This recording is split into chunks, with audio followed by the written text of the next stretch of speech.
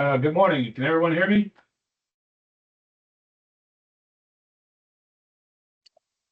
Yes, I got you. Go ahead. Yep, I can hear you. Okay, good.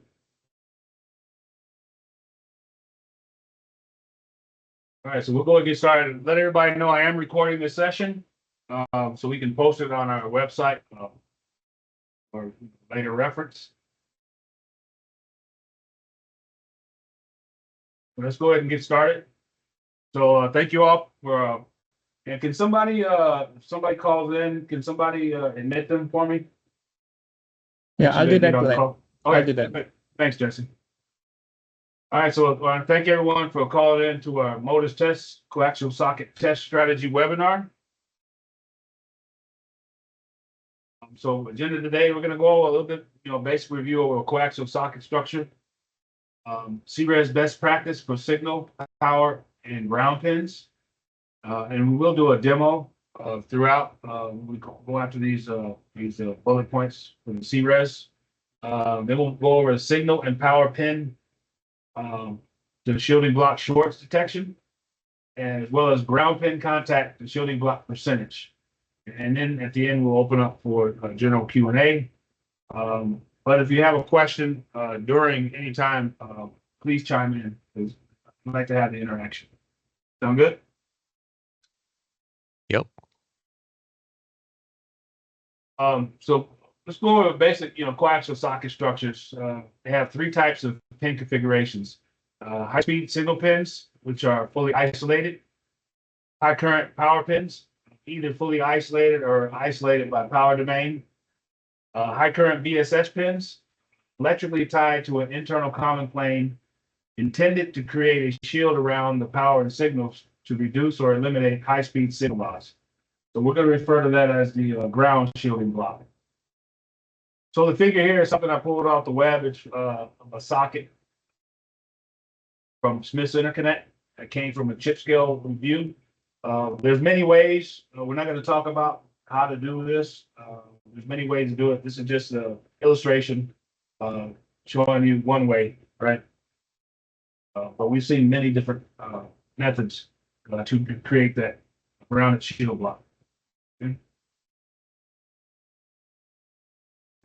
Excuse me. So for CRES best practice for signal, power, and ground pins, we separate the socket into three domains: signal, power, and ground. So the demonstration socket we're using today is an 841 BGA device with the domains detailed separation below. This socket is a used socket. It was taken from it's a Yamaichi socket that has over 100,000 actuations on it already. It was a qualification socket. And I'd like to thank Yamaichi for allowing us to use this socket for our demonstration purposes. But here's how we got the pins separated. The pins are separated in the socket of 841. So what we do, each domain is tested independently within a single insertion and test process. Splitting the pin domains allows for better CRES limit control within each domain. This is important in cases where a different pin type is used for each domain. The CRES measurement distributions will be unique for each group. Separated makes it easier to assess them. Measurements are taken using the shorter device simulator, actuated into the socket at the recommended test site. So by separating these, if you have different pins, if you did them all together, you could have different CRES distributions within the data set. So this allows you to set different limits for different pin types. Some people do use different pins for your signal versus ground versus power. And they each have their own unique contact resistance characterization, right? Characteristics. So let's talk about CRES tests for signal pins. So signal pins are measured using only other signal pins for the force and sense return paths. This prevents contamination of the distribution with data from other pin types in the array. This also allows for unique CRES limit setting for the signal pins versus other pin types. That changed. So for CRES tests for power pins are measured using only the other power pins for the return force sense return paths. This also prevents contamination of distribution with data from other pin types in the array. Again, this also allows for unique CRES limit setting for the power pin versus for the pin types. CRES test for ground pins. VSS pins are measured using signal power pins for the force sense return pads. This ensures the point of the sense connection is within the shorting device and not the shielded housing. Because the pin CRES is much lower than the pin body and the shield housing resistance, a good representation of the pin CRES is achieved, even though a parallel circuit exists in the measurement. By having the VSS pins make contact the shielding block, and they're also contacting the shorted device in there. If we use other VSS pins for the force sense returns, it can lead to a lack of visibility of the true VSS pin sequence. Okay, I'll show you this for measurement. We utilize a 3-test tab program to measure all pins in a single actuation. And this measurement, again, requires the use of a conductive device simulator. And I've got to highlight the pin here. We have a separate test tab for IO pins, separate test tab for VCC pins, and a separate tab for the VSS. All right. So now we have our setup here. We have our socket on our board, and it already has the silver device simulator in it. And from the test list, I've got that 3-tab test program already loaded. We got signal, power, and ground on their tabs. You can see.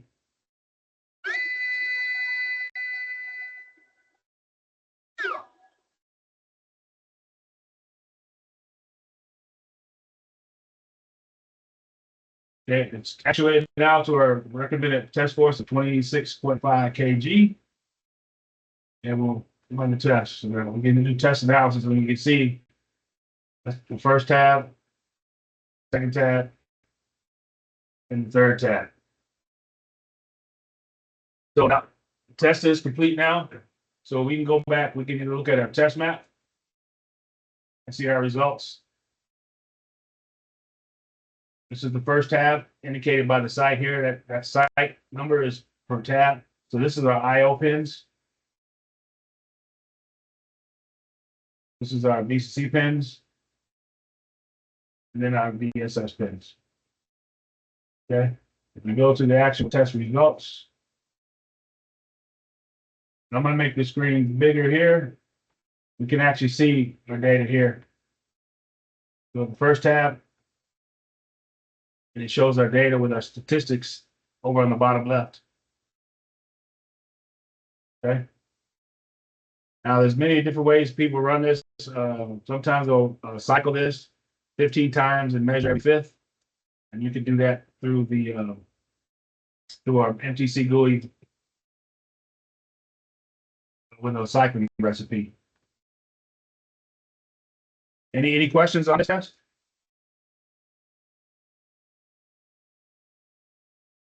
Looks good. And we can go through the different test tabs. And the test tab, you look at this section here, and I got highlighted there. That's what actually sets up the test program. CRES method, signal, we enable it, auto return, closest nets. And that means we only have signal pins in this net list. Also for the power, we only have power pins in this net list. And for the grounds, we do a different auto return here. It's closest disabled. And if we scroll down here, it's kind of going into an explanation. You see the other IO and the VCC pins are in the net list, but they're disabled. And they'll be used for the return as we discussed. Okay. Is there a way to know which return pin was used for the measurement?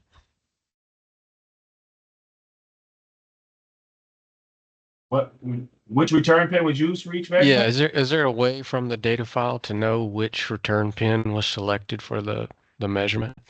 It's gonna use the closest, but I don't know if it details the jack. Okay. Is that data available? Yeah, so yeah, actually, if you turn on the show log, it'll actually show for every pin tested what the actual return pin was used, and then if it goes through any retesting, it'll also show what pins were used in in the auto retest, because the auto retest, of course, we're using pins within the socket as part of the test circuit. So we always pass through once, make an evaluation, decide which pins passed and failed and which ones we may have to retest with known passing pins, and then we'll go research again, find the closest two passing pins, and then test again. That's all transparent to you. It doesn't show it, but if you hit the show log, it gives the details of what pins were being used in there. I think that was Chip, right? Yes, sir. All right, so I went back to system menu. Okay. And this is the tab here, show bar, show log. And then you see over on the right side, it says force return 83. Since return. Yeah. Gotcha. Cool. That's a feature I'd never used before. Thank you. So yeah, if you need to know, that's where it's at. But in general, it's going to use the closest two pins. And then if there's anything, either it fails high limit or any of the pins that it used for returns had a failure, it'll automatically go through another analysis of the closest two passing pins and retest that pin that way. So it's all built into the algorithm.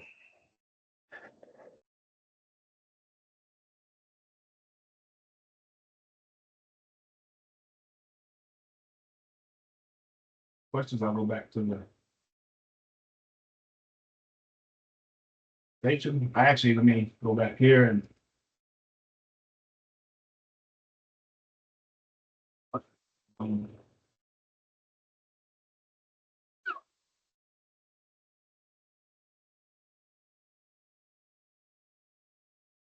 I will make another comment because I know I think there's quite a few socket vendor folks here too. So on your ground contact resistance, the ground pin, the ground shield, if that resistance is similar to, let's say, your contact resistance, if it's in the tens of milliohms, maybe hundreds of milliohms, then it will cause your distribution on your ground pin CRES to be low.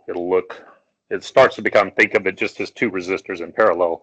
You got a 100 milliohm pin and you got a 100 milliohm contact with the ground shield. You start to get this parallel path, and it's going to drag the overall mean lower, right? Because there's current flowing there.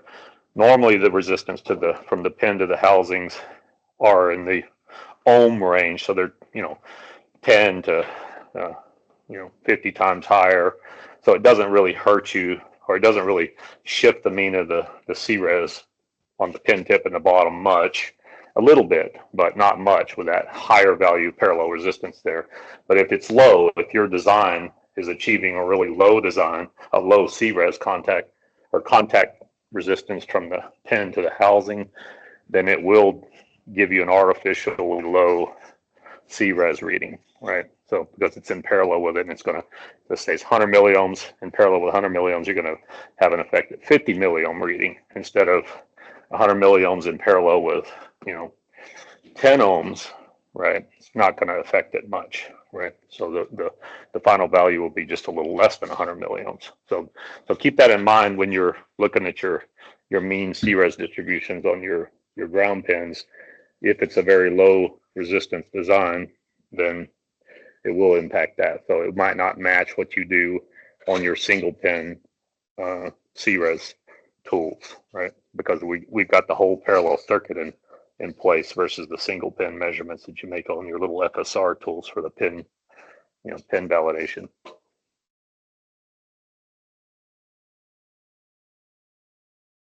we need to move on.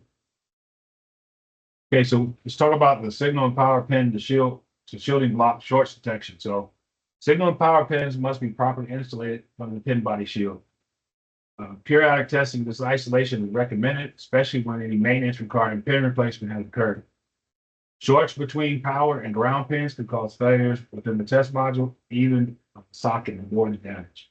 We've actually seen where a Coax socket was used, IO pin, or actually was a VCC pin, a power pin, was contacting the shielding block. It wasn't fully isolated. As soon as we powered up, it burned the pin, the socket, and damaged the board. So we have seen that. So this is why periodic testing of this isolation is recommended, especially when any maintenance requiring pin replacement has occurred. That's a typo on my part. I put that bullet in twice. Ground pin contact to the shielding block percentage. Ground pins that are electrically tied to the shielding block are designed to create a shield around the signal and power pins. This shield performance is impacted by the DC resistance of the contact from the VSS pin to the shielding body. If the DC resistance is high, the shield would not provide a low impedance path for the signal pins. A measurement to determine the resistance of the VSS pin to the shield is required to determine the quality of the connection. Unlike the pin tip contact, which is designed for a high PSI point of contact to achieve low CRES, this pin to housing connection is not typically designed to achieve a high PSI contact point. This results in resistance values typically in the low ohm to K ohm range. A lot of times, it's just the barrel of the socket is biased to touch, or with the sizing of the hole, a slight interference, or something like that is used to make contact. So as a starting point, confirm a very high percentage, greater than 80% is typical of the VSS pins to make contact to the shield with a sufficiently low resistance value of 10 ohm. Less than 10 ohms is typical. So that's kind of the limit of our programs. That's why our maximum is 10 ohms. So if it measures below 10 ohms, it's considered a pass. But however, limits need to be set based on a socket design and correlation activities within the module and the product. Good VSS pin contact to the shield versus proximity to the nearest signal pin or pins of concern needs to be assessed. You may experience dead spots or holes in the socket shield performance that result in failures on some signal paths as a result. And a lot of this is driven by the package design. If they don't put a lot of grounds around the signals, the sockets are going to have grounds around the signals. But you can correlate that by taking this data and correlating if you have failures in some high-speed signal pins, whether or not you've got ground contact coverage in that area. So because this connection can degrade over time, routine checks are recommended to guarantee performance of the shield. This is some data that we had on a socket characterization. Came in initially with 64%, cycled 5K, it went up to 72%, 10K cycles, 70, 15K cycles, 70%, and then after 25K cycles, it dropped down to 65%. So it will change over time. Cycling does affect the VSS ground contact percentage. So for these measurements, we have developed a short and open test method using a non-conductive device simulator. The short test method is used to check for shorts or leakage between the signal power pins to the shielding block. This method grounds all of the points in the socket and measures the pin under test for short leakage to all points of the array. Only signal and power pins are in the test list. The open test method measures the goodness of contact between the VSS pins and the shielded housing. This method also grounds all other points in the socket and measures the pin under test for contact to the shielding block.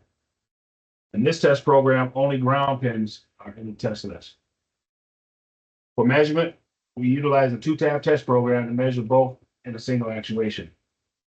And again, this measurement requires use of a non-conductive device simulator. And this is the two programs, so I've got the two tabs there. On the left is the IO shorts. On the right is the VSS ground percent from the program we provide. Yeah, and I want to make one other comment too about this one because I've seen it impact the measurements quite a lot. So I've seen at times customers trying to use a non-conductive device simulator that doesn't have a ball feature necessarily. So the pins have to get to test height to have a real representation of how they're going to bias in the hole, obviously, right? It's no different than when you're doing your CRES. So just using a flat non-conductive on a BGA with a alignment window or whatever, if it doesn't get the pin to test height, then you're really not getting the proper measurement. So that's the key in this case. It's just like when you're doing CRES, pins need to be at test height when you make this measurement, not free, right? Not in a free condition. It has to be in a test condition. Yeah, you can make it in a free condition without a shorting, with nothing in the socket, but the measurements typically change quite dramatically, depending on the test height of the pin. So from what we've seen on, all the different designs that we've run across. Okay, so I'm gonna go ahead and we have a non-conductive. This device that I'm placing in the socket now is made from PEEK, and Jack said it does have the BGA features on the socket.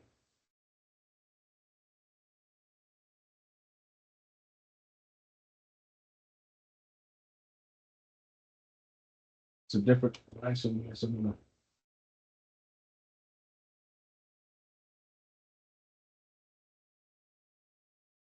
What I need to do now, I need to load the program up. So we're going to use program we just reviewed. If you guys have our systems already, you're familiar with these steps I'm doing for board verification. Load test program. Test site. So I'm going to run the test. And this program will actually ask you, it'll come up with this pop-up. It's important when you're running this to run PCB check and make sure that you have continuity between the test board and the system. I've already done that this morning, so I'm not gonna do that. I know I've got the contact there, so I'm gonna hit no and proceed with the shorts test.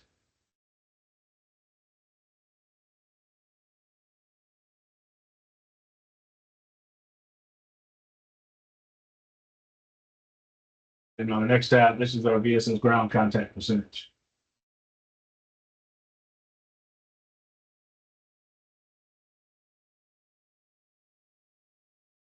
Let's read on this.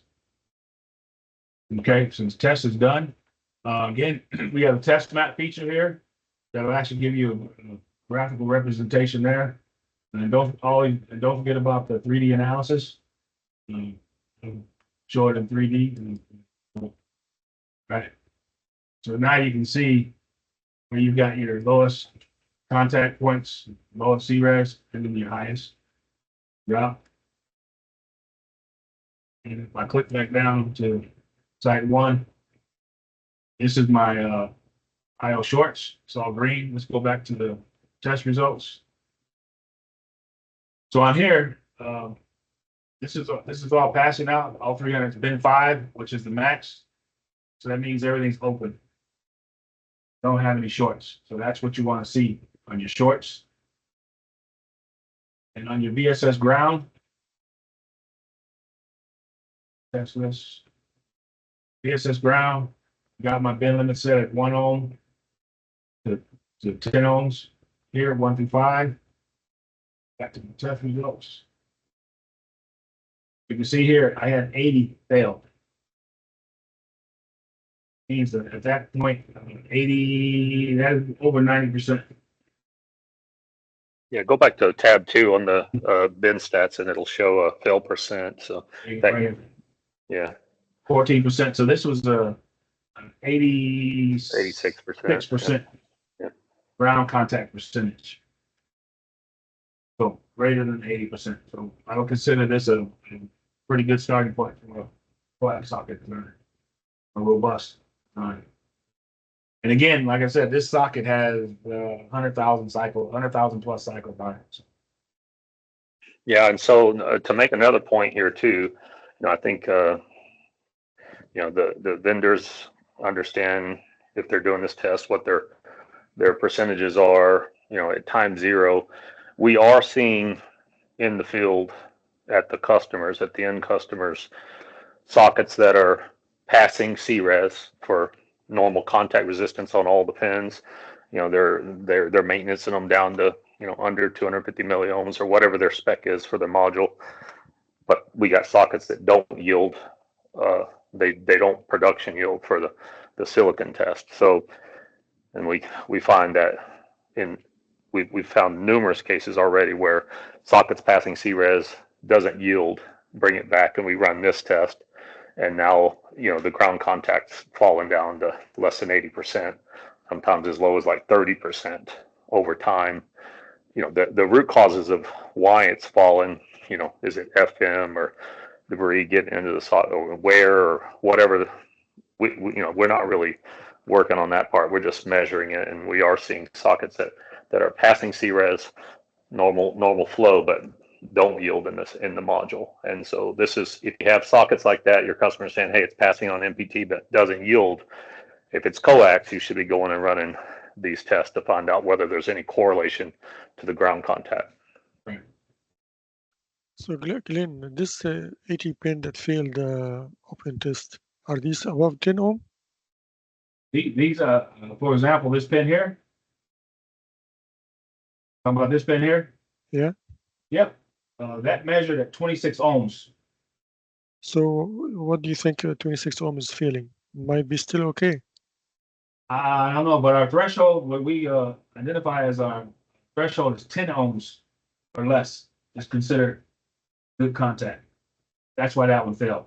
Now you could do a study, based on data, and you could relax that. Right? If you don't see any problem up to 20 ohms or 30 ohms, you could actually change that bin 5 limit. Yeah, we don't set the limits. We don't set the limit. That's just when we set the limits. That's based on some real early evaluations we did. We established 10 ohms as a good baseline. But depending on your product, your setup, right, you can actually change those limits Khalid, I hope. based on the data. What's that? I hope 26 ohm is good. Well, In the real- yeah, in the for real DC, for high speed pin DC, this is okay. Should be okay also. We just need to understand where is this 10 ohm came from, the maximum limit.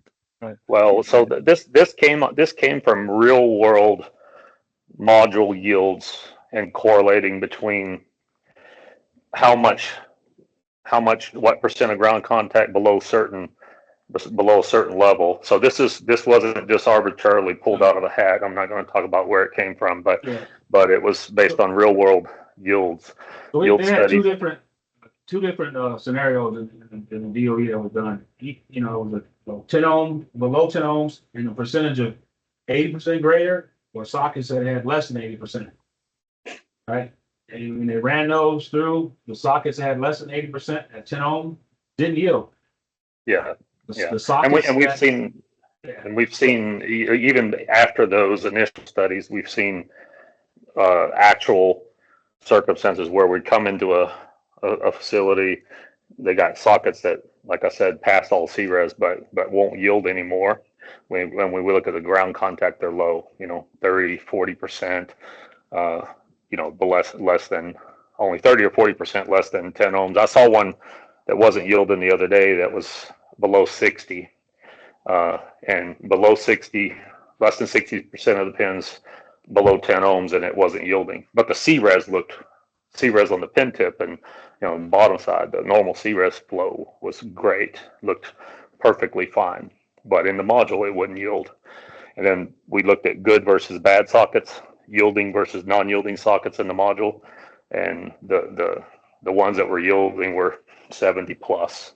This was a totally different customer from the one where we originally saw these DOEs done, right? So there's some correlation there, but of course it's going to be somewhat driven by the product, the end product, and how sensitive it is, and there's so many other factors. So that's why these limits are kind of, best practice right now. If you get away with, 10% at less than a K ohm, then great, good, that's great, but nobody knows. And I'm just saying that was the point. If you're not yielding, but CRES looks good, then this is another place to go look for what the root cause might be, right? So start to work on the limits there. And if it doesn't need to be really low, but obviously as that DC resistance to the shield gets higher, the shield's going to be less effective, right? You need a fairly high percentage of the pins, with a low resistance, right?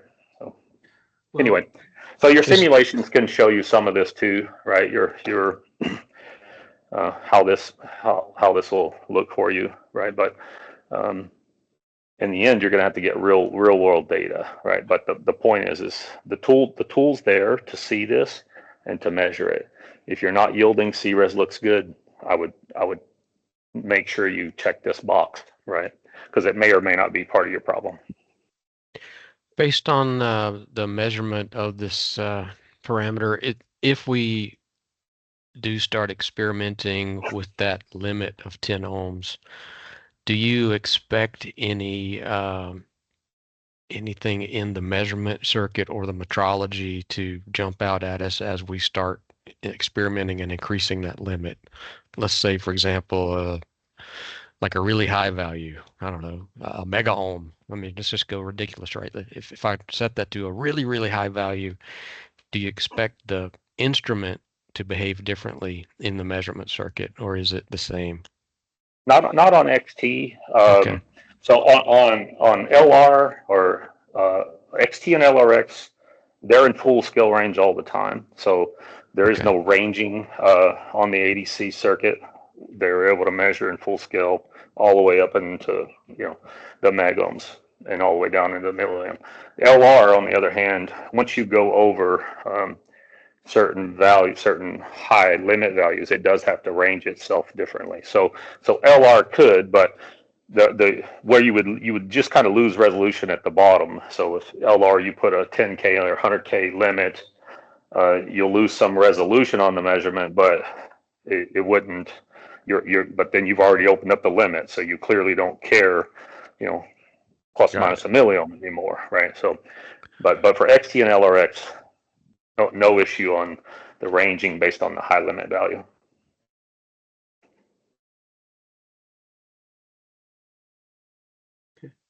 I have a couple questions. I clearly understand how it's the limit's going to be customer dependent, customer product dependent as to how much it can accept or not accept as far as the resistance and the percentage. My question is on your my related question is on your graphs for doing the ground test. You guys can group signals and have different limits for each I guess pin function. Can you do the same thing on the ground pins, or like on your output graph? I would care more about the ground contact around the high speed signals than I would care around the core power. So Yes, you could do that.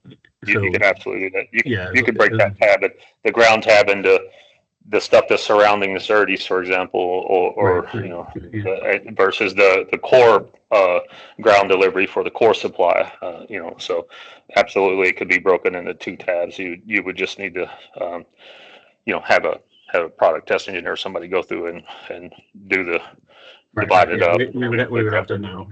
What the You just need to That's sort it and create a different tab to test, to measure Okay. those specific points. and Yep, all of your, absolutely. and all of your testing so far, just a general question, has just been the entire socket looking at the overall percentage as opposed to location, or do you have That's any? right. Okay, all right. Yes, correct. Yeah, that's fine. I just Now, I have seen sockets that, when you look at the map, that, there's dead areas in the socket due to, manufacturing issues, right? So whole Right. dead regions of no ground contact, and that can be caused by, understandable. We're lots of all things, right? Yeah. ground's the most important part of these Yeah. sockets. Yeah. So So- we're all taking a hard look at it. Yeah. I think one of the big things is I've asked the end customers, what's being specified as far as the life of the ground contact. There doesn't, at least that I'm aware of right now, nobody's been able to tell me how long is that ground contact supposed to last, right? So, everybody specs their pin, CRES and longevity of the pin, how many cycles, but there doesn't seem to be any real, standards or specifications yet for this ground contact and how long it's supposed to last, and is it maintenanceable? Is it, if it degrades to the point, because we do see sockets that are going from 80% down to 30, 40, 50% over their life, and they're no longer yielding.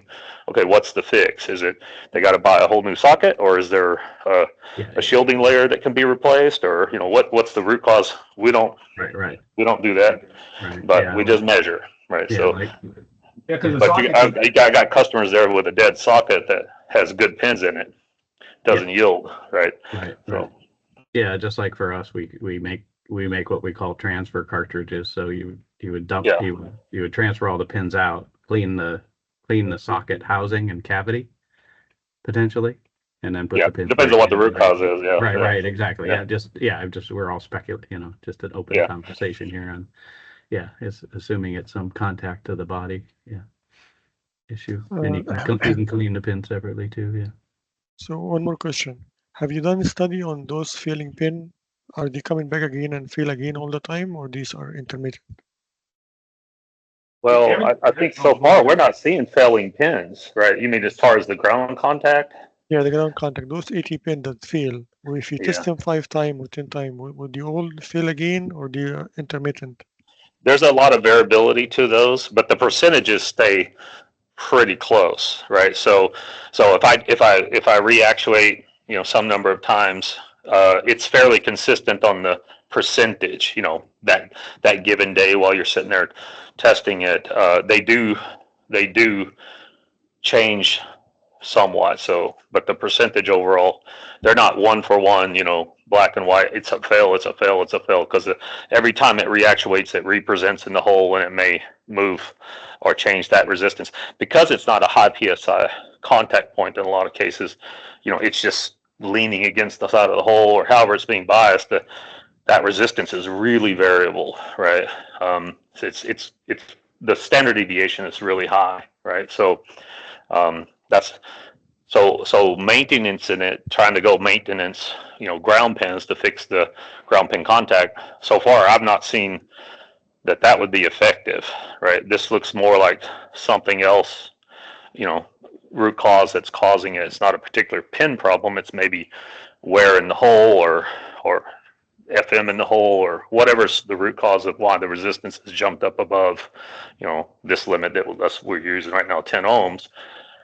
I don't know what's causing it to be that high, right? So, in the ideal world, we'd have a high PSI contact point on the side of the pin to the housing that always made really low CRES contact, right? Really, really low contact resistance, but it's not. That's a hard thing to do, from a design perspective, right? Spent lots of time on the pin tips and everything, and the entire pin design on the top and the bottom, but not really focused on the contact resistance to the side of the housing on the ground pin. So this is something I think some are better at than others, but some of them may be really low at the beginning, but they don't last, right? So there's pros and cons to probably each one of the design attempts at this, right? So point me on our side, we're just making the measurement.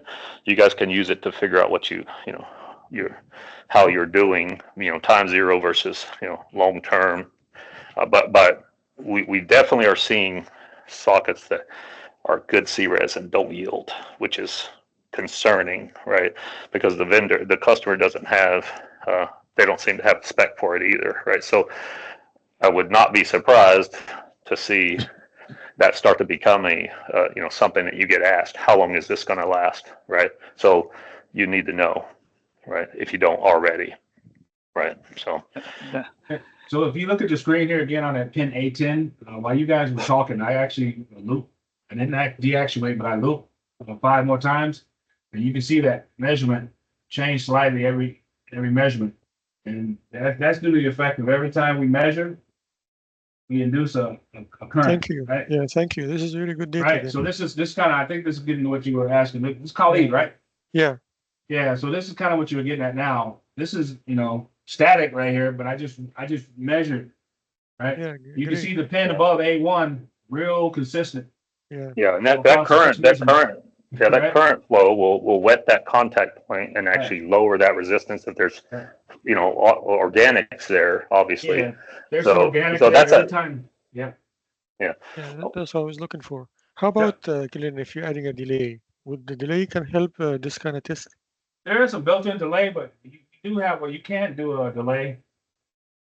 Well, I mean, so you can go do things to artificially lower this measurement, Yeah. right, to make it look better on the tester. But the fact is when you drop in the real production device and you insert it, right, they start test and they're not doing, There's no all these delay. other Right. gyrations to make the ground contact look better, right?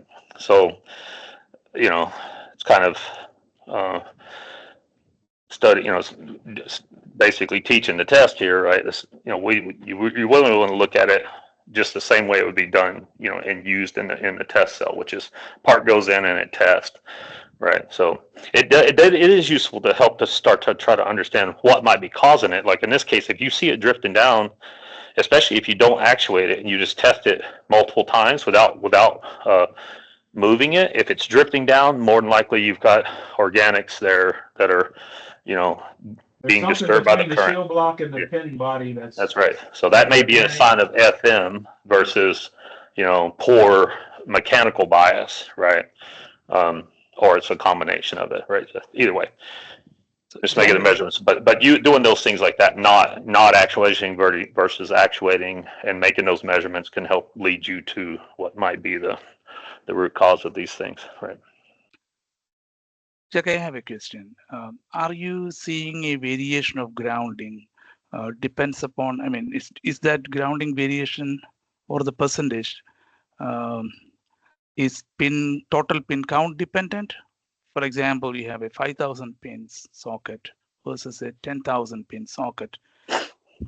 Are you seeing the grounding percentage has significant difference?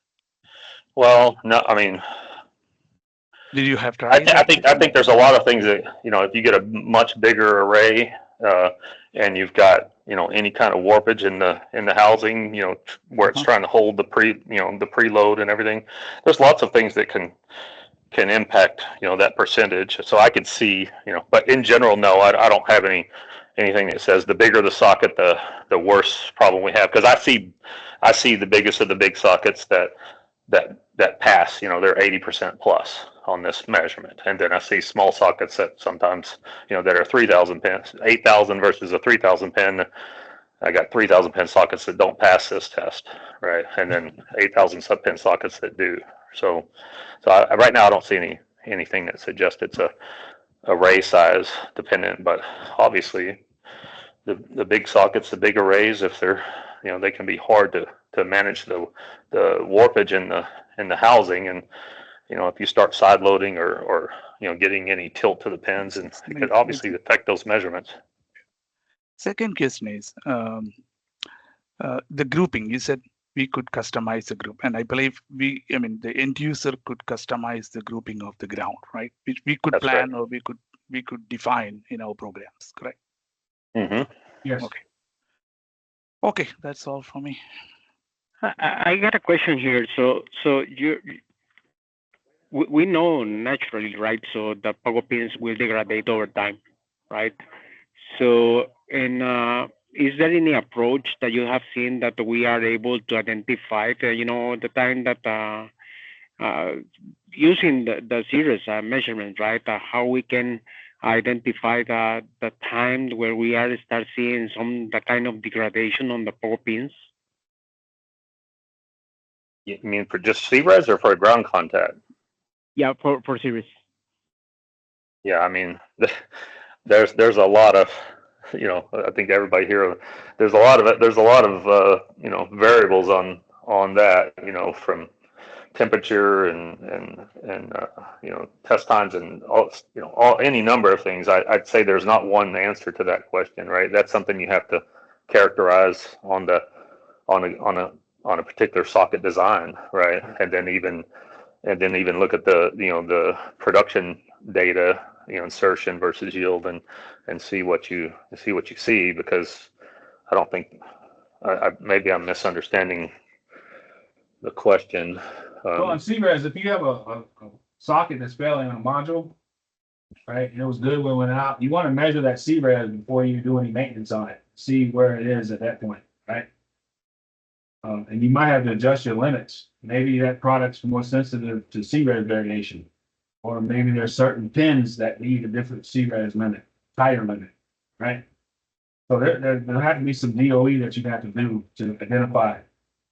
Yeah, right I've seen sockets that, due to diffusion issues, that they were bad within, the first few hundred tests, right? High temp, long test time,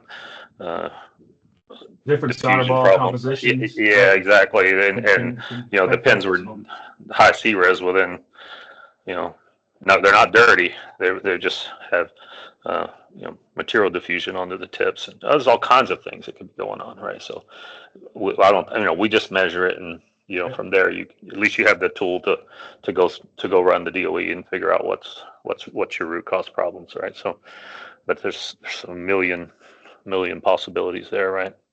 Not always the socket, right? A lot of times it's not the socket. There's other factors. Got it. Thank you.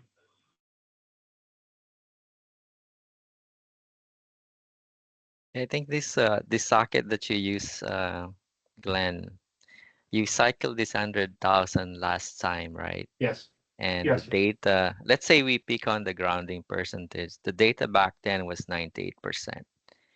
And then we cycled this even more. I think we are about 200 on this one. And it sat on in a kitchen for a long time. Right. And now it's what, 80, about close to 90% still. It's over 90% now. Yeah. So Yeah. that tells you Well, kind right of, now you're at 89% Yeah. last run. Right, with 11% fail. So it's a good sign. It can be done. It's, you know, you can achieve these greater than 80% over a long life cycle, you know, but it depends on your design. I can tell you they're not all doing that right now. Yeah, Joe, this socket sat for almost a year. So I Yeah. just tested it the other day. So Now another factor though is like, so we're cycling it in a you know, a more pristine environment as far as there's no solder ball materials or nothing else going on here, right? This is absent of those other variables, right? So, you know, how does it look if you're using it in live devices? Who knows, right? But at least mechanically, this one's doing great, right? Yeah, so on your runs there, Glenn, how much did you recover from that first run to the sixth run? Was it significant? I know that one pin looks significant, but overall, was it? yeah, but look at the fail count here. Yeah, So it went from 14% Didn't change fail to much. 11% Yeah. It fail. didn't change much. gotcha. So from But you did 80 recover failures a to few. 61. Yeah. So roughly 19 pins now measure above the threshold, right? Yeah, I think it was 14% at test one, and it's 11 now on. But here's one thing to look at. Look at the bin 1 count. It's pretty consistent, as is the bin 2 count. So most of those came up when they're bin 3 and 4, right? And you would expect the outliers to drift more. The ones that Right. have something in the way organically, those are the ones that are going to drift the most, you know, by the current disturbance and the mechanical movement that's, you know, agitating them, right? So we see that it's a normal thing. It does act in a lot of ways like the CRES on the pin tip, but in this case, it's, you know, that connection to the housing. But I think, Bill, you wouldn't want to say a sock is good just with one actuation, right? I would do multiple actuations And with then multiple measure at once measurements. at the end. Yeah. Measure at the end, or measure in the middle and at the end, and then look Yeah, at the give us- data across some actuation. Get a sample of data because actuation will affect because it readdresses every time you deactuate and actuate. Right? Yeah. Some amount of pre-cycling before you test the first time is reasonable, but you know, when they put it in the test cell, if they're not pre-cycling it, and my experience too is even you can pre-cycle a socket, and then as soon as you unmount it and remount it, you got to re-pre-cycle it again to get the best results, right? So it's the mounting repeatability is a whole nother discussion. Some, you know, there's a lot of factors to that. What your preload percentages are and everything else, and what the tip on the bottom looks like. So that, you know, not all sockets are created equal that way either. Some of them have really poor mounting repeatability, and some of them are fantastic. So you can, you know, that is another factor that you would want to be aware of, because if they're taking it out of the central shop, put it in the module, and it's got to get through 40 cycles before it starts yielding. Well, you may not get there, right? You're going to trigger an alarm, right? Yeah, or even you may not get you may not, hit full yield entitlement for the first.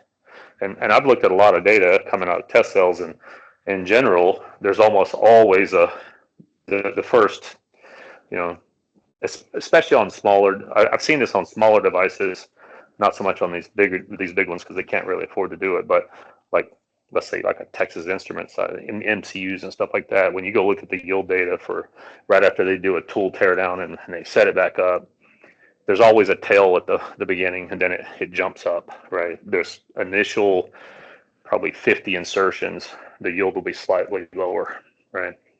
So it's just a function of, they really need to be able to pre-cycle the sockets in the cell before they get going and actually start testing real units. But most of them, they can't do that. They don't have dummy devices or anything to do that with. So, but see. Okay, sorry, Glenn. What else? No worries. This is what this is for, right? So I just got one more slide. So in closing, like we discussed, the shielding performance can and will likely change over time due to wear in the housing and the pins. This could result in sockets that are passing from a CRES test perspective, but are not yielding after extended use. In these cases, even changing the entire pin array may not restore the socket to peak performance like it was when it was new. Contact can degrade quickly over time with wear or in the presence of oxides or foreign materials, such as lubricants, cleaning solvents used in the manufacturing of the shielding housings. Cycling may improve the contact percentage temporarily, but it will eventually degrade over time. This is why we recommend performing, the coaxial socket measurements at certain socket maintenance intervals to ensure optimal module performance. Coax test methods reviewed today are supported on the following tester platforms: MPT-LR with revision 3 or greater MUX cards, MPT-LRX, and MPT-XT. And the minimum software revision is 6.0.4.0. So I'll open it up. Well, we got a few more minutes if there's any additional questions.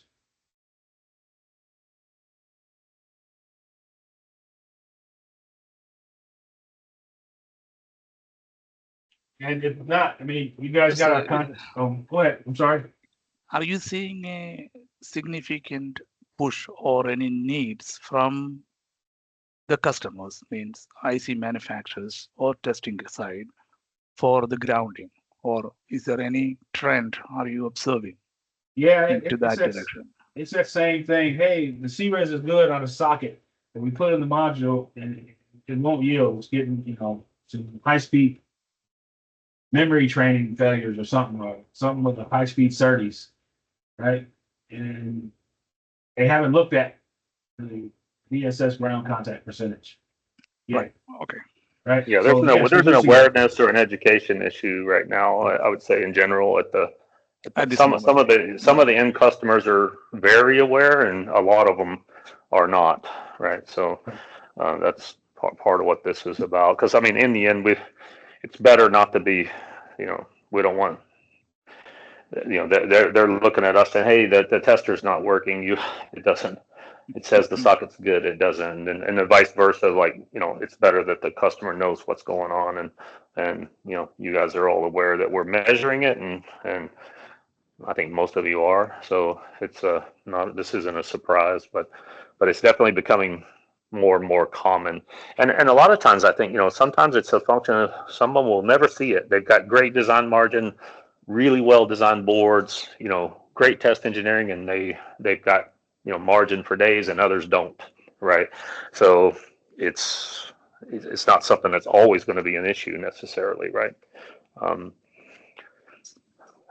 think what you're doing is very, very good to understand or characterize the socket. It's really impressive. And the question it's here another factor for sure. Yeah. So right. Yeah, and is this upgrade? This is a software patch, right? Or software upgrade, right? This feature. I think this has been out we've been doing this for what, 4 or 5 years now, maybe longer. Yeah. Oh, okay. So, it's already inherent to the test. It's there, but not everybody's using it, necessarily. So I heard that some development in the test program or newer test program or newer software revision, are these related to the method of the testing or different testing method? I think these methods have been in place for what he showed today has been in place for probably at least 4 years, right, Glenn? I Yes. think Yeah, something in that ballpark. we've made some software changes to tweak the test flows a little bit, but if you've got a more current software revision, you've got everything you need, right? It's basically inherent into the. We haven't changed anything fundamentally about these methods in quite some time. From when we originally were using just the CRES method and looking at inverting it wasn't even, the limits weren't even really implemented the right way or anything. And so ever since we, created the open and short method, it's been consistent as far as the way we've been doing this test for quite some time now.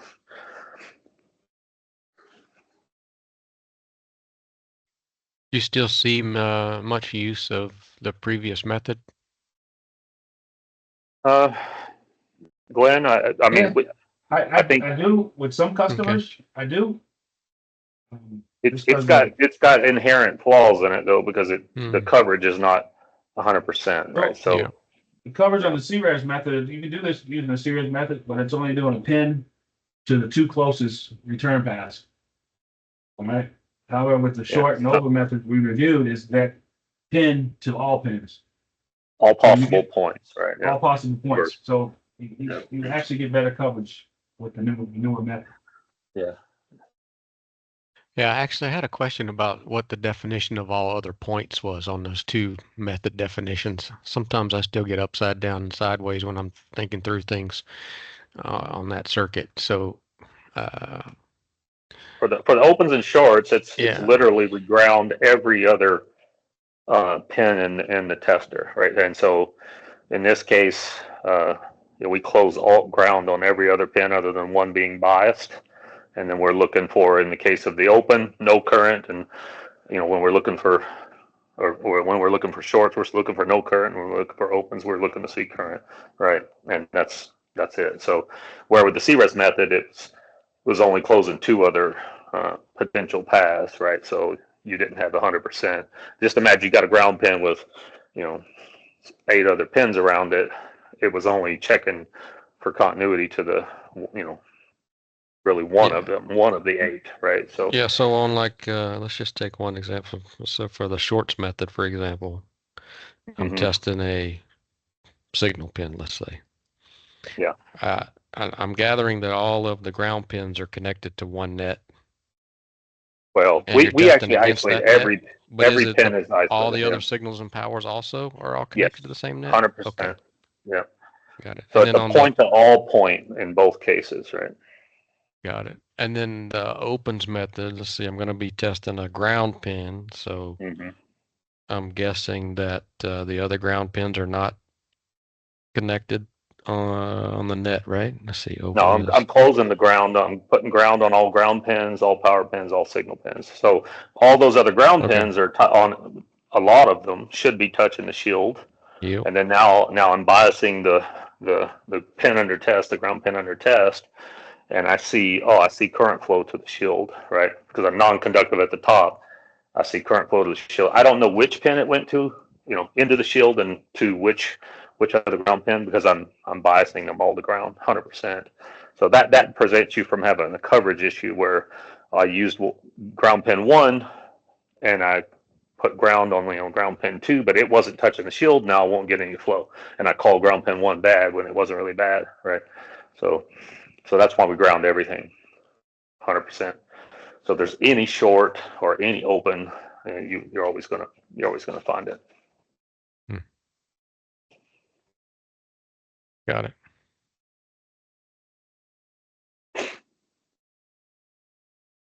Yeah, the disadvantage is there is some test time hit because you got to go close more switches in the tool. So that takes there's some additional overhead there. So that's the larger your socket, the more overhead time it is. So yeah.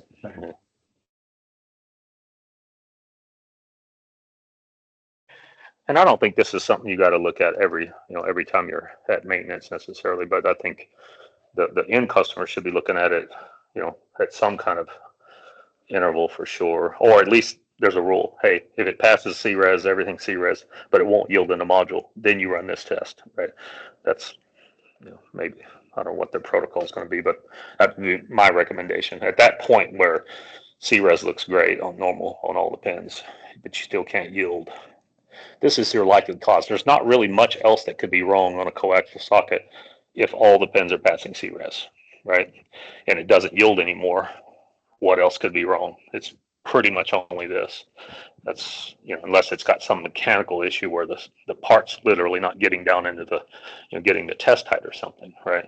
So if all the pins are good, why is it not yielding, right? That's where this test comes in.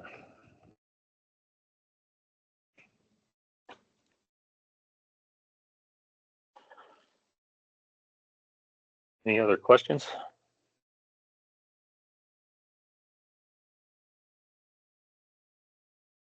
So you guys got, my email, or you can contact the test program, the Motors test. If you have any specific questions to the issue that you're having, please reach out to us and we can set up a meeting to discuss any details. Right? Can you send us this PowerPoint that you showed? Yes, I will. I'll send it out. I'll send this out to everybody. Thank you. And how about this measurement for the VSS ground? Can you send us the raw data?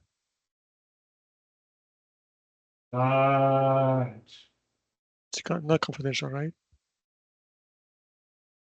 I'll check with Yamaichi. Okay. See if they have any issue.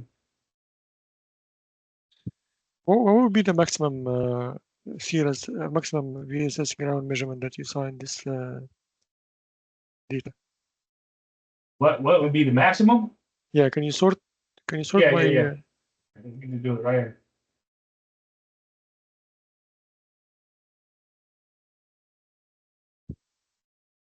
I was on the wrong tab. I'm sorry. Probably wouldn't want to include opens, but No, ones that right actually here. had contact. Yeah. Here you go. When you do a log fail pins, Mhm. it automatically pulls them down for you right here. Yeah, but a lot of them are there's a lot of them that are open. They're showing two to the Anything right here, that's an open. Oh, Anything so this is your maximum limit in the tester. The that's the 200 that's megabyte. the full scale range. 2 mega ohms, right? 2 mega ohm. 2 mega ohm Yeah. is open, completely open. Yeah, we don't look at it above there. Like above that, we're not trying to quantify what it is. It's as open as it needs to be, to be. So if you turn stat all to false and then regen stats, you'd be able to see what the real max was, because it wouldn't include the fail. Well, that would only include up to 10 ohms though. So you'd have to change your limit, Glenn. Change the limit to maybe 100K on the high limit, then regen stats.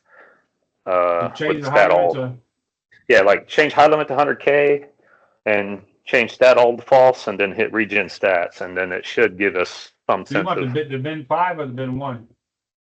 Yeah. Oh, just go to the trend chart or go to the scatter chart and look at the distribution. It'll be go to analysis and just do look at the distribution. Go to histogram. Yeah, so that would give him some sense of where and hit double click on it to make it go to double click the chart. Yeah. Huh. Is that showing? Why is that showing all the way to? Oh, because there we go. That's better. I had to do it twice. Yeah. So the outliers are the ones that aren't open. They're all under 20 ohms, right? So it was pretty binary almost. It was either below 20 or open. And again, this data is on that last result. Yeah, the very last result. It's not a summation, but yeah. So it's pretty. So it's not bad. So if we set the limit to 20 ohm, the socket will be like 95%. Yeah, this one would be. Yeah. Yes. Again, if 20 ohms was acceptable for the product, yes. Yeah. Yeah, so this is quite good. And the ones that if it got over that, it was just not making contact. It was open, or it was something above 2 meg ohms, right? And you said you have option to add in a test program a delay, but you guys don't recommend delay. I mean, you can, but I guess I would probably suggest testing more than once over doing a delay. But we can do, there's a delay option to delay before test. I guess I'm just questioning.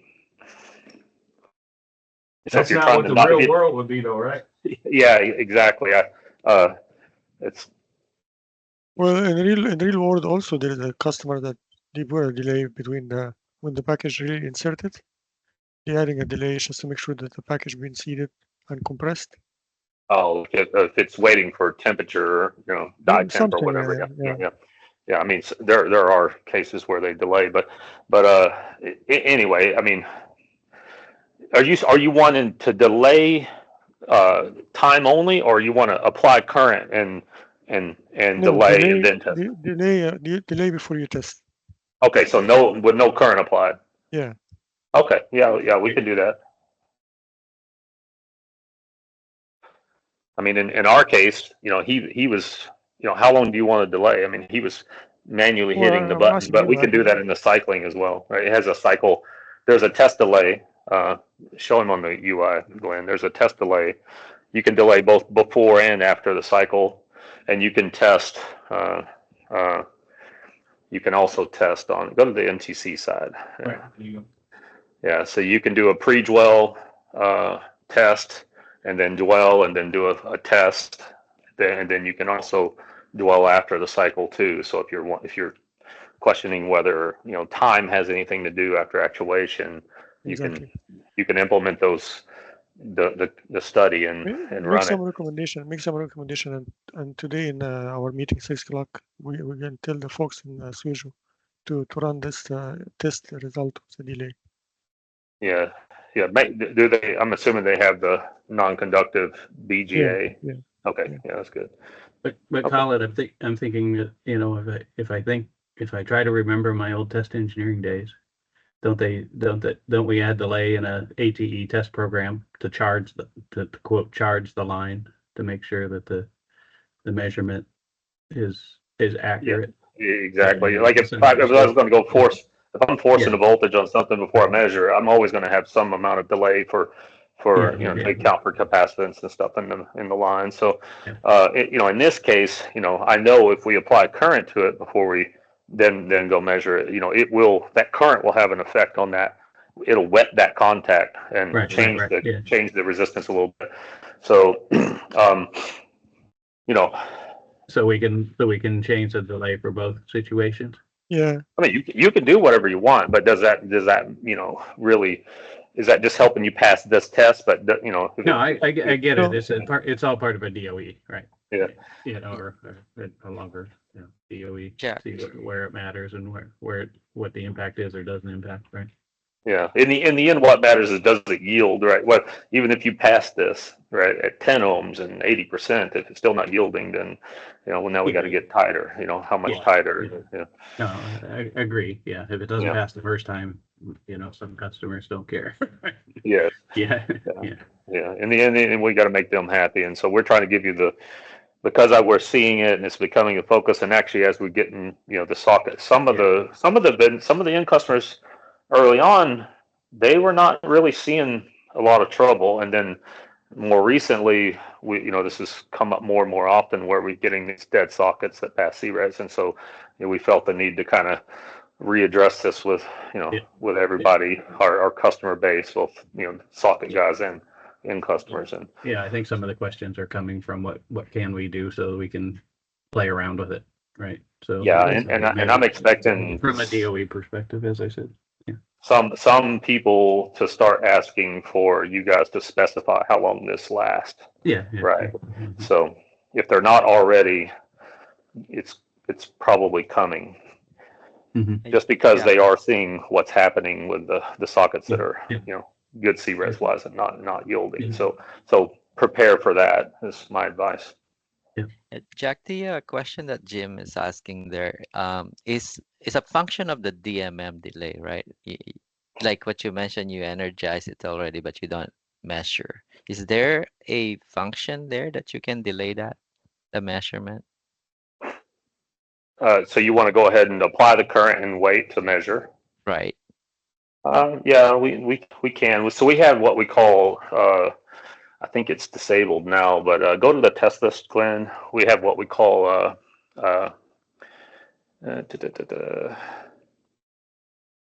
yeah, so there's a delay on the, It's here. yes, yeah, so there's a delay on this actually, the current is applied and then then it'll test after that delay time.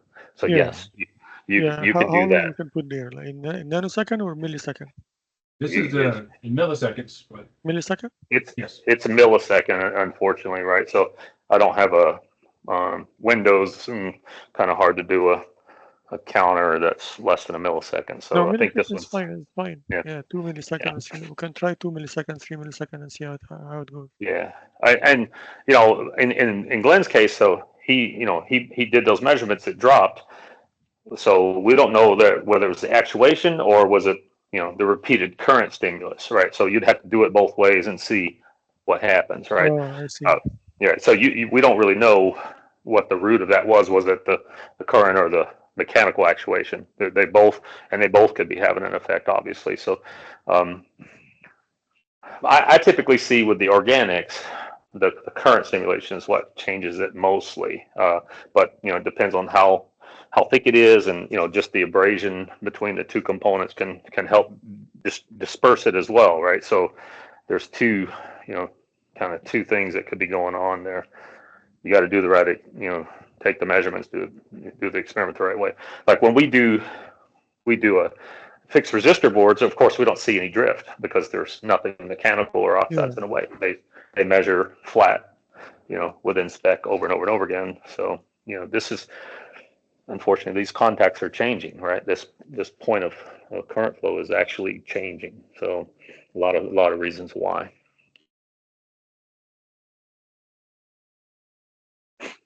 On a pin tip, it's pretty. Most of the pins are pretty tight because they're sharp and they got very high force, right? So they mechanically move everything out of the way and penetrate, and you get pretty good CRES, right? Fairly low standard deviation, but at sometimes when there's something in the way of the tip, you'll see this exact behavior, just like what we're seeing on the barrel of the pen touching the housing. Okay, that's my 2 cents, but I hope this was useful. I think most of you are, seems like, aware, but thanks, Glenn. Okay. Yeah, thank you very much. Thanks, Very Mark. Thank you. very nice discussion. Appreciate it. Thank you. All right. Hey, thank you guys for calling. And again, if you have any questions, just feel free to email us. Sure. Take care. Okay. Thank you guys. Thank you. Thank you. Bye-bye.